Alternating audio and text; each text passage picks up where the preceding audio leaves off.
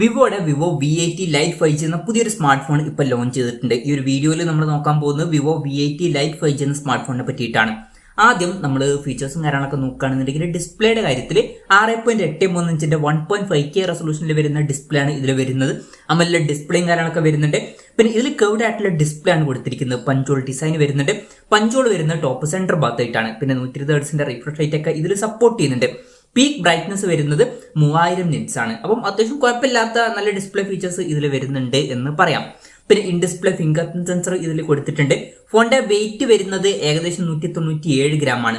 Thickness വരുന്നത് 7.9 mm ആണ്. പിന്നെ IP68 69 റേറ്റിംഗ് ഒക്കെ ഇതിൽ സപ്പോർട്ട് ചെയ്യുന്നുണ്ട്. അപ്പം അത്യാവശ്യം നല്ല IP റേറ്റിംഗ് വരുന്നുണ്ട്.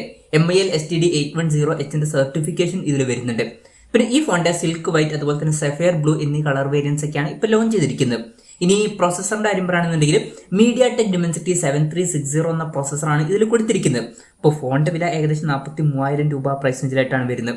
ആ ഒരു പ്രൈസ് റേഞ്ചിൽ ഈ ഒരു പ്രോസസർ എങ്ങനെ ഉണ്ട് എന്ന് വെച്ചാൽ അത്ര മികച്ച പ്രോസസർ എന്നൊന്നും പറയാൻ പറ്റില്ല. ജസ്റ്റ് ആവറേജ് ആയിട്ടുള്ള ഒരു പ്രോസസർ മാത്രമാണ് ഇത്. അപ്പം അത്ര മികച്ചൊരു പ്രോസസർ ഒന്നും ഇതിൽ വരുന്നില്ല. പിന്നെ 5G സപ്പോർട്ടും കാര്യങ്ങളൊക്കെ ഇതിൽ വരുന്നുണ്ട്. ഫോണിന്റെ ബേസ് വേരിയന്റിൽ 8GB റാമും 128GB ഇന്റേണലുമാണ് വരുന്നത്. 8GB റാമും 256GB ഇന്റേണലുമായിട്ട് വരുന്ന ഒരു വെർഷനും വരുന്നുണ്ട്. LPDDR4X റാമും UFS 3.1 സ്റ്റോറേജ് ടൈപ്പാണ് ഇതിൽ വരുന്നത്. എക്സ്റ്റെൻഡഡ് റാം എന്നുള്ള ഫീച്ചറും ഇതിൽ വരുന്നുണ്ട്. അതായത് എക്സ്ട്രാ റാം വേണ്ട സമയത്ത് ഇന്റേണൽ മെമ്മറിയിൽ നിന്ന് കുറച്ച് മെമ്മറി എടുത്തിട്ട് അത് റാമായിട്ട് യൂസ് ചെയ്യുന്നതായിരിക്കും. അങ്ങനെ 8GB റാം വരെ എക്സ്ട്രാ ലഭിക്കുന്നതായിരിക്കും. പിന്നെ സ്റ്റീരിയോ സ്പീക്കേഴ്സ് ഈ ഒരു സ്മാർട്ട് ഫോണിൽ വരുന്നുണ്ട്.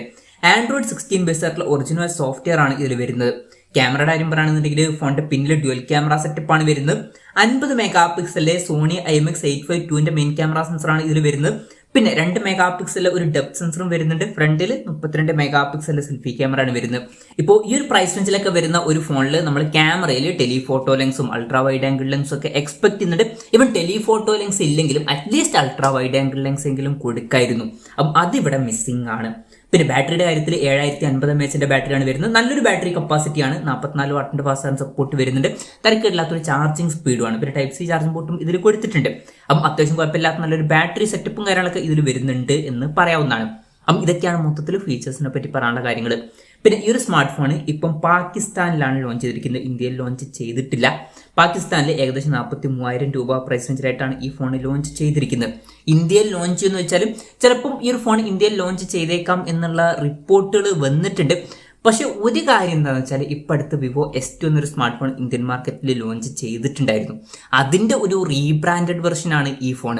അപ്പം ഈ ഒരു ഫോൺ ഇനി സെപ്പറേറ്റ് ലോഞ്ച് ചെയ്യുന്നതിനോട് വലിയ കാര്യമുണ്ട് തോന്നുന്നില്ല. എന്തായാലും വിവോ S2 എന്നുള്ള സ്മാർട്ട് ഫോൺ ഇന്ത്യയിൽ അവൈലബിൾ ആണ്. ആ ഒരു ഫോൺ ആണെങ്കിൽ കുറച്ചും കൂടി കുറഞ്ഞൊരു 40,000 രൂപ പ്രൈസ് റേഞ്ചിലായിട്ട് ഇന്ത്യൻ മാർക്കറ്റിൽ അവൈലബിൾ ആണ്. ഇവൻ ആ ഒരു പ്രൈസ് റേഞ്ചിലും അത്ര മികച്ച ഫീച്ചേഴ്സ് ആണ് എന്ന് പറയുന്നില്ല. ജസ്റ്റ് ആവറേജ് ആയിട്ടുള്ള ഫീച്ചേഴ്സ് മാത്രമാണ് അതിലും വരുന്നത്.